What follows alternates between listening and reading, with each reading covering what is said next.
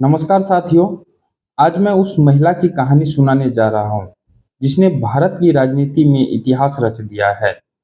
वो महिला जिसने दुनिया को दिखा दिया कि एक स्त्री भी पूरे राष्ट्र का नेतृत्व कर सकती है और डटकर हर चुनौती का सामना कर सकती है। जी हाँ, मैं बात कर रहा हूँ भारत की लौह महिला श्रीमती इंदिरा गांधी की। दोस्तों, इंदिरा गांधी का जन्म 19 नवंबर 1917 को इलाहाबाद में हुआ था। उनके पिता पंडित जवाहरलाल नेहरू भारत के पहले प्रधानमंत्री और माता कमला नेहरू एक संवेदनशील देशभक्त महिला थी। बचपन से ही इंदिरा गांधी ने आज़ादी की लड़ाई का माहौल देखा।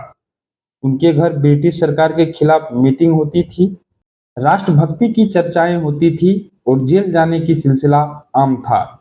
बचपन में उन्होंने वानर सेना की नाम की एक बच्चों की टोली बनाई थी जो आज़ादी की लड़ाई में संदेश पहुंचाने और झंडे लगाने का काम करती थी। यहाँ से उनके अंदर नेतृत्व की भावना जगी।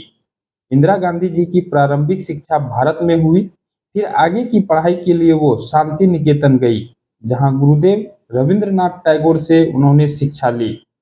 इसके बाद वो इंग्लैंड गई, ऑक्सफोर्ड यूनिवर्सिटी में पढ़ाई के लिए।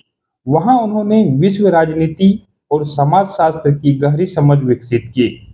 वो समझ गई थी कि अब भारत को आगे बढ़ाना है और उसे आत्मनिर्भर बनाना होगा, शिक्षा, विज्ञान और एकता के माध्यम से।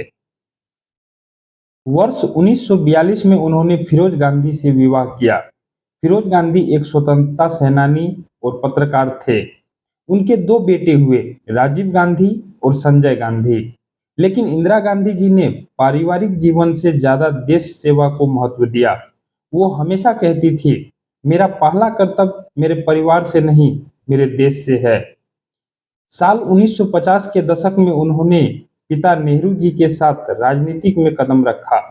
वो उनके साथ देश विदेश के दौर पर जाती, नेताओं से मिलती और धीरे धीरे राजनीति की बारीकियां सीखती गई।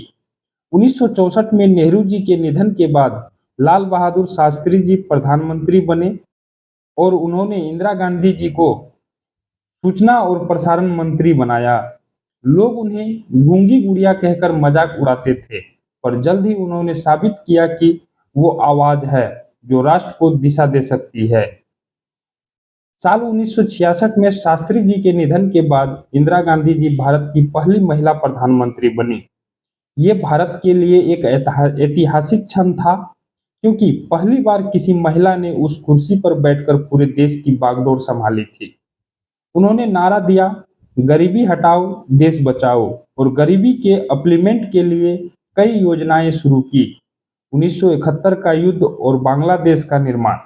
1971 में जब भारत पाकिस्तान के बीच युद्ध हुआ तो इंदिरा गांधी ने साहसिक निर्णय लिया। उन्होंने पाकिस्तान के खिलाफ निर्णायक युद्ध की अनुमति दी। भारतीय सेना ने विजय प्राप्त की और बांग्लादेश नामक नया देश अस्तित्व में आया। इस विजय ने पूरी दुनिया को दिखा दिया कि भारत अब कमजोर नहीं रहा। भारत का नेतृत्व एक दृढ़ निश्चयी महिला के हाथों में है। वो केवल एक प्रधानमंत्री नहीं थी, बल्कि एक योद्धा थी जो अपने राष्ट्र की सम्मान के लिए हर सीमा पार कर सकती थी।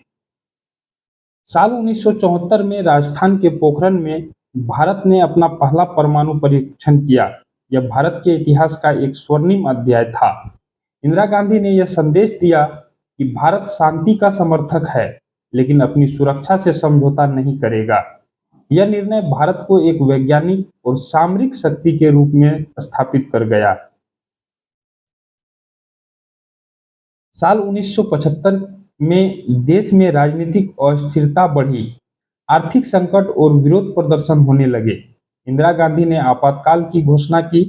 यह उनका सबसे विवादास्पद निर्णय माना गया।